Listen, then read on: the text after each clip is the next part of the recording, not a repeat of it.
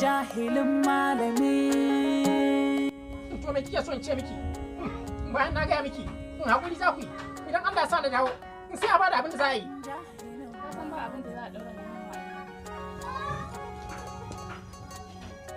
Lafiya me ya faru? Ina ga ba lafiya ba. Me faruwa ne? Lafiya me ya faru? Wa me ke faruwa ne? Don Allah ka kalla rage zahilata ko nan mana tana zahila a taka gudun su ne.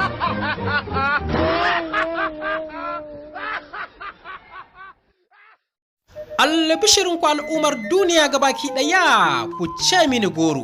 Shin ko kun san Awwal AK Saddaunan mawakan Abuja ya shirya tsaf don fara fitar muku da sababbin bidiyoyi na waƙoƙinsa? Daya daga cikin fitattun waƙoƙinsa wato Rike Al'ada wanda take yawan fita a ƙasan videos na jahilin malam. Don haka yana yi maɗaukacin dukkanin al'ummar duniya fatan alkhairi da kuma ci gaba da kasancewa da shi a kowace waƙa da zai saki.